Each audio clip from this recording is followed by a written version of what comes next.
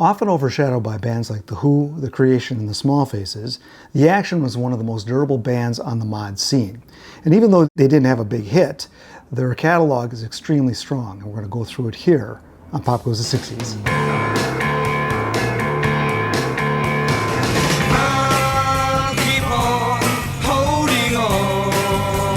All of the people are coming, you can hear them humming. And while I was dizzy, shadows and reflections of an unworthy kind of love. Whatever you've got to do, do tomorrow. My dream.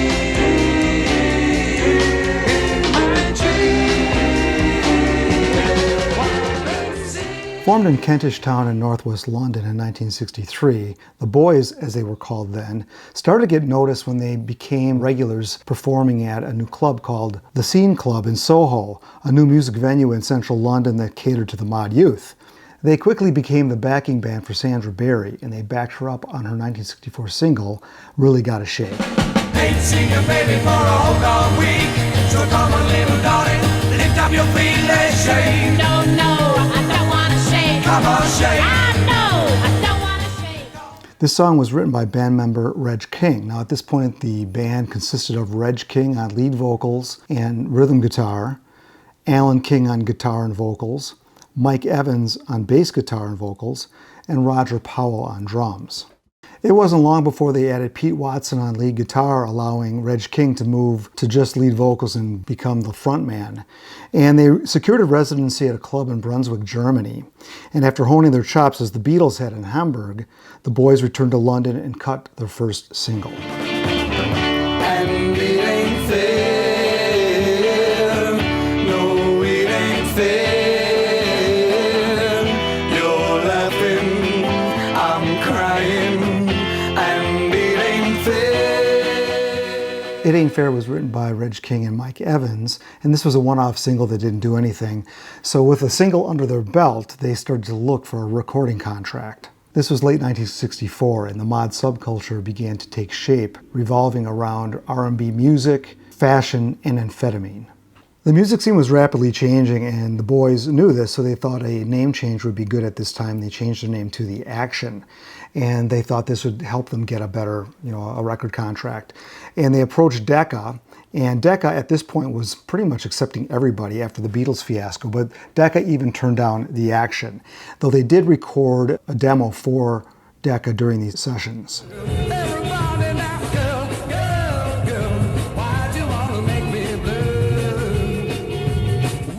That audition was in May of 1965, and when they failed at that, they decided to pursue George Martin. I think they felt the Beatles as like kindred spirits, so they really pursued George Martin heavily. And the timing was actually right, because George Martin had just started his new Air Studios. Air stood for Associated Independent Recording Studios, and they made The Action one of his first signings. I said, na, na, na, na, na, na, na, na, na.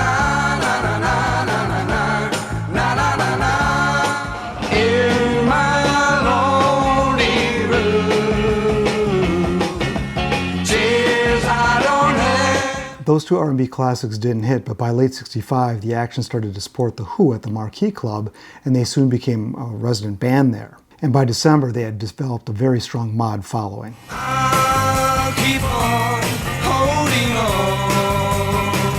I know you're kind of okay. Hey, hey, hey, Solomon, hear me start screaming. Come on, children, you feel the warm vibration. Come on, children. Their second Parlophone single, I'll Keep Holding On, charted only as high as number 39, so that was a disappointment for them. A super strong single, and I mean, it's an R&B song, but it sounds very poppy to me, and I'm a little surprised it didn't get higher in the charts. So it was critically acclaimed, and their following was very strong, but like I always say, there are only so many positions in the chart, and their time hadn't come yet. Now, reportedly, they had made an appearance via tape on the Dick Clark show Where the Action Is, and this was in June 1966. And they performed the single I'll Keep Holding On while being filmed outside the Royal Albert Hall in London. But so far as I know, none of their stuff was ever released in America, so I'm not sure where that information comes from. If anybody knows, let me know. So the club scene was very vibrant, but it was small. And the club scene and the popularity and the energy there didn't always translate to the pop charts. And even recording on a prestigious label with the most prestigious producer in the world, they couldn't score a hit.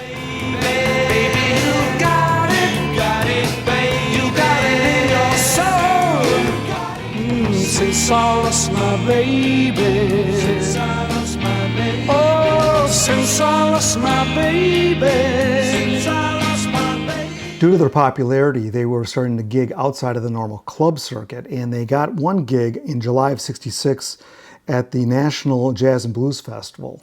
This was a 3-day festival held at the Royal Windsor Racecourse, and they appeared alongside the Small Faces, Spencer Davis Group, The Who, the Yardbirds, Georgie Fame, and Cream, who were making their official debut as a live band. Well, this is a group which lots of people are saying is going to be the next big thing on the scene. They're called The Action, and this is Mine Exclusively. Love to feel your lips pressing close to mine. Hey, tender kiss and shivers up and down my spine. A proposed album was planned, but nothing ever came out, even though they had plenty of tracks to fill an album. To the place we used to go, afraid to show my face in the play. Just once in my life, let me get what I want. Girl, don't let me down. Come on and come with me now. I can make you see now. All of the people are coming. You can hear them running.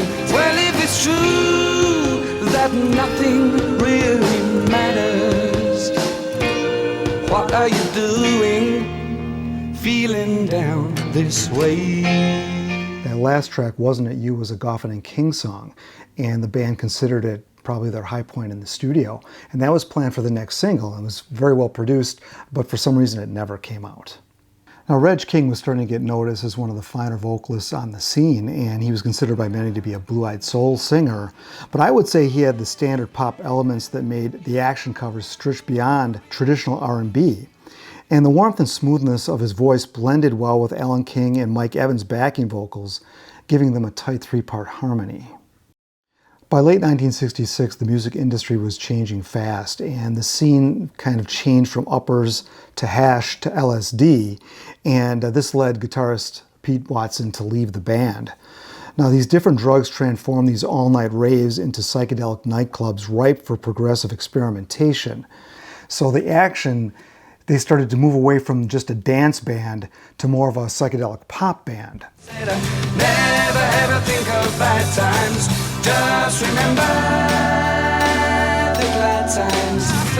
24 hours a day, I'm gonna love you. 365 days of the year, said I'll be here.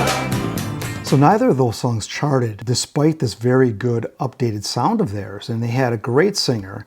They had a great producer in George Martin. They had some solid songs. They had fine playing and singing. But for some reason, they just weren't finding hits on the pop charts. So they turned to Tanton Elmer. So Elmer had written the song Along Comes Mary for the Association. So they tried to do one of his songs called Shadows and Reflections. Shadows and reflections always have to remind me of shadows and reflections of an unworthy kind of love. Maybe it's not too late, I'll stop using my head, using my head. Something has hit me. What more can I say? This single was released in June of 1967, and the B-side, Something Has Hit Me, was even better. I think that's one of their best songs. And of course, they did not chart. And the problem going on here is in June of 67, I mean, they were just being crowded out by great songs by the Kinks, The Who, and of course, the Beatles. Now, having lost Pete Watson, they had continued as a four-piece for a while, but as their sound changed, they realized if they're going to do this stuff live, they're going to have to add another player. So they wanted to add a keyboardist, and the first person they approached was Keith Emerson, but he turned them down because he was forming his own band, The Nice. So they turned to Ian Whiteman, and he was a jazz player who could play several wind instruments, keyboards. And one of the things that he brought to the band was John Coltrane's India.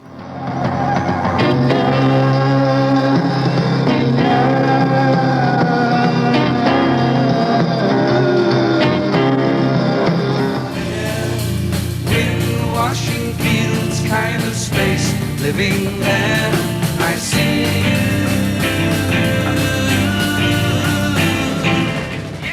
The song I See You was a cover of a Bird song, and that was from a BBC session that was not released. But you can see how they're moving definitely into a psychedelic, jangly sound.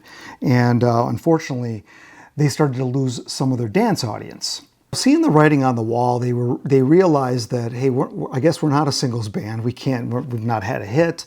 So let's turn to record a very fine album. I mean, this is the trend of rock music anyway.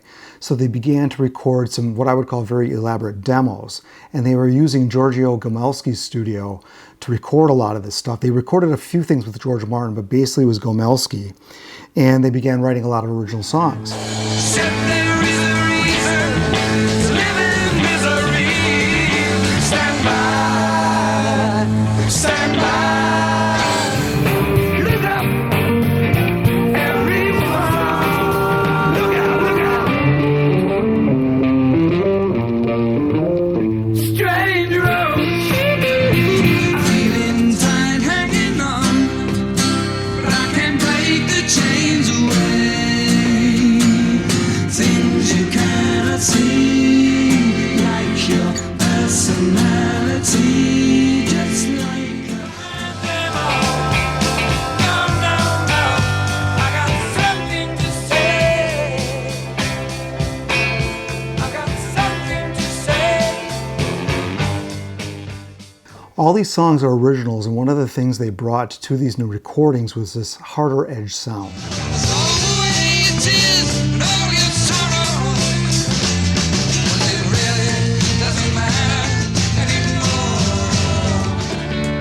A man jumped out my head at me, said, is it time to go? I had nothing. If you can't stand that message, if you can't stand that strain, follow me on.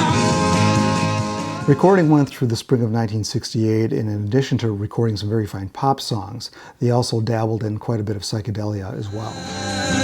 Every day, and it gets harder and harder and nearer and nearer. Take your brain, it's time to go. Sometimes I wish that I was young. Oh, oh, oh, oh, oh, oh. Love is all.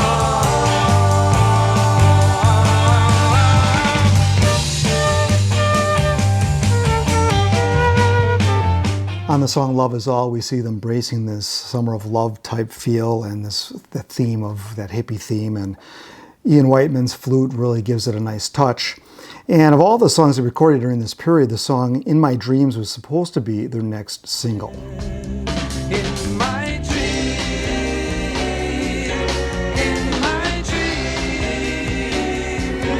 wanna see. Now, it was after the recording of this song that George Martin sat him down and had a talk with him and said, I really can't work with you guys anymore. You know, it had been 2 years and they hadn't had a hit. George Martin had other things going on, and he politely withdrew his support for the band.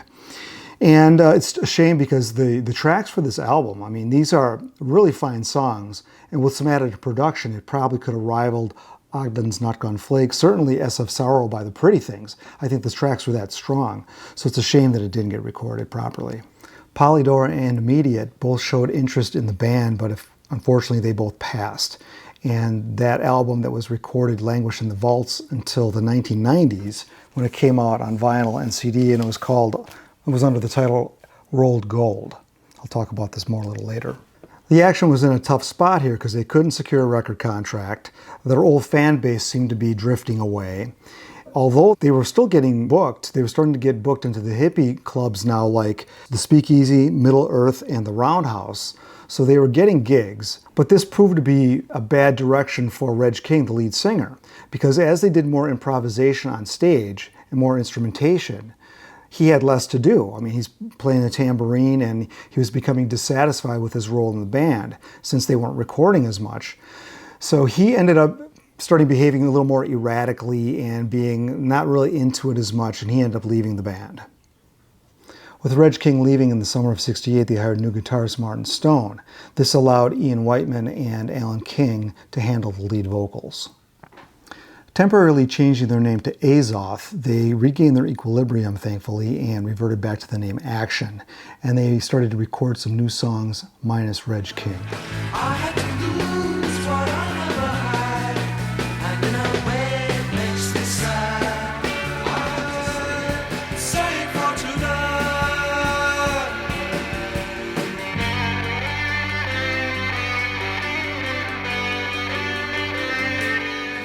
Here in my head, and there's worse things I haven't seen. What can I do? I'm weak. What can I lose? I'm lost in an understanding love. Now, these songs are in the same mellow psychedelic direction that the album that they were working on was. And they were eventually released in 1985 on a compilation called Action Speaks Louder Than Words. Now, surprisingly, they secured a record deal with Head Records, changing their name to the very catchy Mighty Baby, and they were off and running. Now, the album cover wasn't much better than their new name, but they continued in that psychedelic improvisation and progressive direction that they had begun in the last album sessions. From the tomb of a foolish Egyptian crown. Good morning, dead.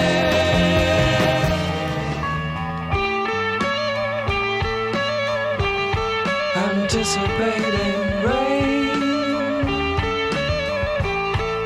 A cloud is hanging over me. Presenting themselves as a heavy rock band, Mighty Baby blended heavy psych with progressive rock. House without windows,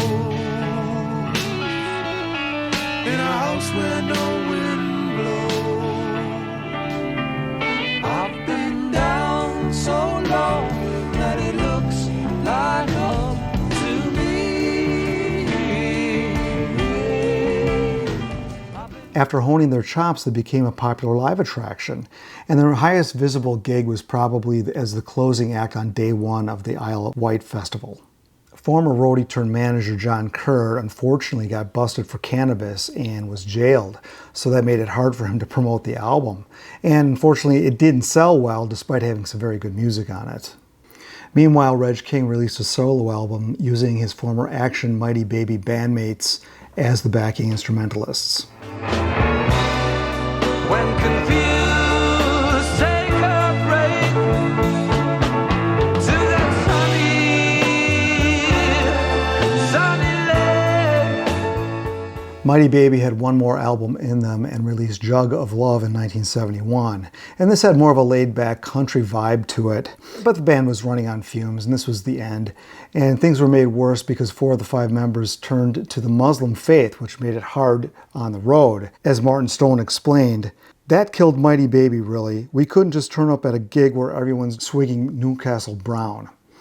So they splintered into other bands, and that was the end of what was left of the Action.